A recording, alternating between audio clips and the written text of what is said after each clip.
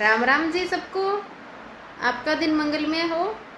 मैं ईश्वर से कामना करती हूँ आप हमेशा खुश और स्वस्थ रहें। आज हम बात करेंगे नाभि गिरना, धरण पड़ना, ये सभी एक चीज़ें हैं।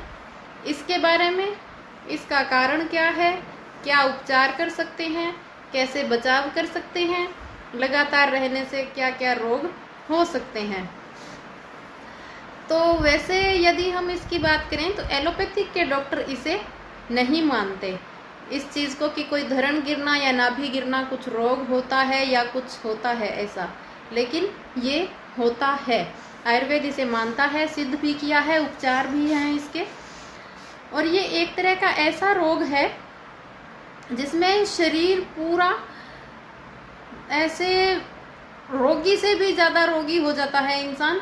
खाना नहीं पचता, यदि धरण नीचे की ओर ज़्यादा खिसक गई है तो लूज मोशन हो जाता है, ऊपर की ओर है तो जी मिचलाना, वॉमिटिंग होना, खाना हजम नहीं होता, खाने का मन नहीं करता, पैरों में बहुत ज़्यादा दर्द होता है। दर्द कैसा होता है, पैरों की जो नस नाड़ियाँ हैं उनको ऐसे महसूस होता है जैसे वो फटेंगी। ऐसे दबवाने को पैर मन करता है हमारा, लेकिन जैसे ही हम पैर दबवाते हैं तो ऐसा लगता है कि नाड़ियाँ ये फटेंगी, इनमें कोई हवा भर गई हो। तो धरण को समझने की कोशिश करें। होता क्या है, आप क्या करना, एक बैलून लेना है ना, उसको एक धागा बांध के एक डब्बे के अंदर ऐसे लटका देना।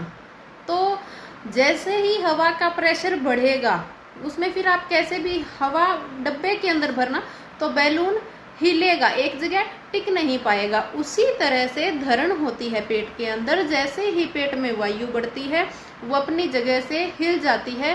पूरे पाचन शक्ति, पूरे पेट का ये सेंटर जो होता है, यदि वो नाभि के बीच में है तो सही है, वो हिली डुली साइड में हुई, ऊपर नीचे हुई तो पूरा बैलेंस पाचन तंत्र का, पेट का, पूरे शरीर का बिगड़ जाता है। आपको समझाया, धरण गिरने का मुख्य कारण वायु बढ़ना, पेट के अंदर गैस भरना, और ये गैस फिर पूरे शरीर में चलती है। पैरों में सबसे ज़्यादा महसूस होती है, किसी किसी को सिर में भी दर्द होता है।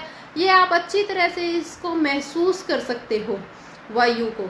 तो अब ये हो गई है समस्या, तो इसका उपचार कैसे कर सकते हैं, कैसे बचाव कर सकते हैं। रोगों की यदि बात करें, लंबे समय तक रहने से ये वायु यदि नस नाड़ियों में ज़्यादा समय तक रहेगी तो हर कहीं नुकसान दे सकती है ये।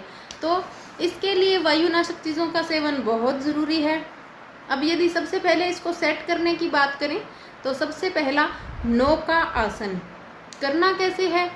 ज़मीन पे बिल्कुल सीधे लेट जाएं, हाथों को दोनों को बिल्कुल स्ट्रेट करके ज़मीन से थोड़े ऊपर उठाने हैं, गर्दन को थोड़ा ऊपर उठाना है, थोड़े पैरों को उठाना है। आप ऐसे नौका की तरह बन जाओ बॉडी को।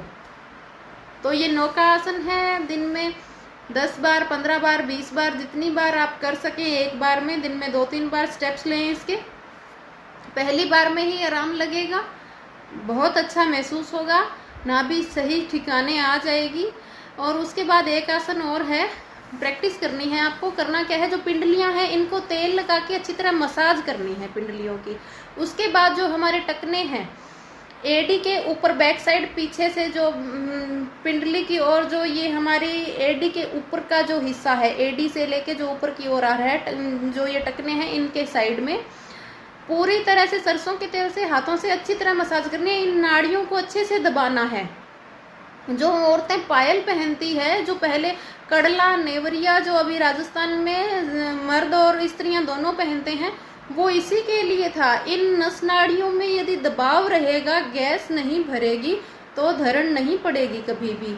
कुछ लोगों को आपने देखा होगा, अंगूठों में धागे या जो ये बिछिया डाले रखते हैं, उनको धरण नहीं गिरती। ये पॉइंट है, ये दबते हैं। तो धरण नहीं गिरेगी तो बहुत से रोग नहीं होंगे। वायु नहीं बढ़ेगी तो वो वायु के वात के सभी रोगों से आपका छुटकारा रहेगा। तो यही एडी के साइड में टखनों से लेके ऊपर तक पूरी पिंडली तक आप मसाज करें, दबाएं। पैर को टखनों के ऊपर से चारों तरफ जहां पायल बंधी होती है उस जगह अच्छे से गोल गोल हाथों से मसाज करें, सरसों के तेल से ये दबवाएं। इससे तुरंत ही आपको आराम मिलेगा। कम से कम आधे घंटे की मसाज आपको चाहिए। ये आजकल धरण और ये मसाज के सेंटर्स खुल चुके हैं, लोग घर में नहीं कर पाते। पहले क्या होता था, जॉइंट फैमिली होती थी और शाम को घर के बुजुर्ग जब खेत से या अपने जो भी उनका काम है करके आते थे, तो उनके बच्चे पोता पोती जो भी हैं साथ में खेलते थे, साथ में पैर दबाते थे। ये एक बहुत ही अच्छी चीज़ सी थी। उनको ये उनका खेल भी हो जाता था, बच्चे भी इकट्ठे, जब जॉइंट फैमिली होती थी तो उनको ये होता था, वो कहता मैं दबाऊं, और उनको बुजुर्गों को ये धरण की समस्या नहीं होती थी। ये एक अच्छी चीज़ें थी। अब आजकल तो सेंटर खुल चुके हैं, क्योंकि बच्चों को यदि आप बोल के देखो तो बहुत कम है, बोलेंगे नहीं फ़ोन देखना है, पढ़ाई करनी है, टाइम नहीं है, शौक़ नहीं रहा बोलूँ तो इन चीज़ों का। पहले चाव होता था अभी हम ये करें। खैर ज़माने की बात है। तो ये एक अच्छी प्रैक्टिस है और इससे धरण की समस्या नहीं रहेगी। अब यदि बात करें खान पान की, तो वातनाशक चीज़ों का सेवन करें। अदरक का रस सबसे अच्छा वातनाशक है।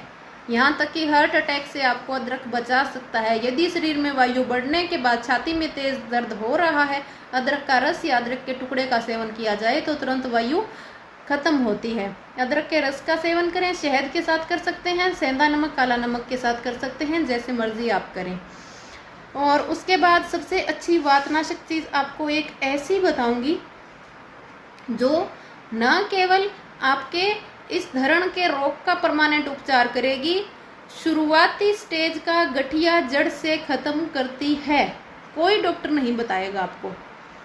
बहुत ही अच्छी चीज़ है। ज़रूर जिसको चाहे चरम सीमा का भी गठिया हो, आजमाएं ज़रूर। इसका नुकसान 1% नहीं है शरीर में। चाहे वात पित्त कफ कुछ भी बिगड़ा हुआ है, हर स्थिति में ले सकता है, हर कोई ले सकता है। मधुमेह का रोगी ले सकता है, ब्लड प्रेशर का रोगी ले सकता है। करना क्या है, लौकी और करेले दोनों चीज़ों का जूस सुबह खाली पेट लगातार 3 महीने सेवन।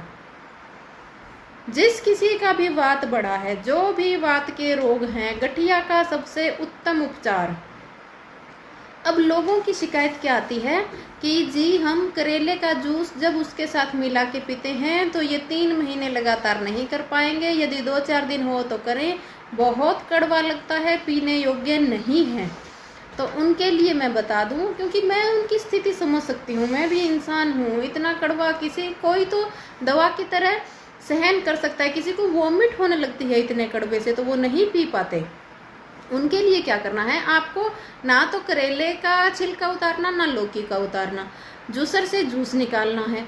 दूसरी चीज़ आप करें क्या, पहले आप 1 या 2 करेला जितना आप सेवन कर सकें, पहले उसका जूस निकाल लें। निकाल के पहले आप लौकी का निकालें, क्योंकि पहले आप करेले का निकालेंगे जूसर कड़वा हो जाएगा, फिर लौकी में भी वही टेस्ट आएगा। आप पहले लौकी का जूस निकाल के कांच के ग्लास में निकाल के अलग रख दिया, उसके बाद आप करेले का जूस निकाल लें। चाहे आप 1 पीने में सक्षम हैं, चाहे 2 करेले का पीने में सक्षम है, निकाल के अलग रख लिया। फिर क्या करें, जो लौकी का जूस है उसके अंदर आपको थोड़ी काली मिर्च वातनाशक है। आप सब्जी के अंदर, सैलेड के अंदर, फ्रूट्स के अंदर, छाछ के अंदर जैसे मर्जी सेवन करें, बहुत अच्छी है। ज़्यादा ना करें, उबाल के पूरा दिन कहीं चाय में ही डालने लगे, कुछ लोगों का शौक होता है, ऐसे नहीं, फिर गर्मी बढ़ जाएगी। आराम से थोड़ा बहुत। काली मिर्च का सेवन वातनाशक है। आप क्या करें, लौकी के जूस में डाल सकते हैं, काला नमक, सेंधा नमक टेस्ट के लिए डाल सकते हैं, अच्छा है, वातनाशक भी है। भुना हुआ जीरा डाल सकते हैं, पुदीना बहुत अच्छा वातनाशक है, ये डाल सकते हैं। इन चीज़ों से एक तो टेस्ट बन जाएगा उसका। एक आप जब 3 महीने इसका सेवन करेंगे तो आप उबेंगे नहीं। एक चीज़ नहीं ले पाते कुछ लोग, तो वो नहीं होगा, ये टेस्टी बन जाएगा, तो आपको पीने में भी दिक्कत नहीं होगी। उसके बाद आप क्या करें, करेले का रस का नाक बंद करके सेवन कर लें पहले।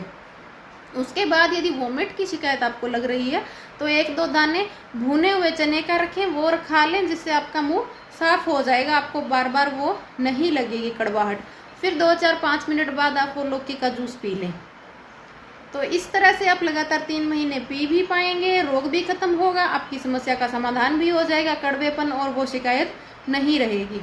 तीसरी चीज़ जिसको धरण है, सुबह खाली पेट यदि पानी पी रहे हैं, बहुत अच्छी आदत है, पिएं। उसके बाद चाय का सेवन ना करें कुछ दिन के लिए।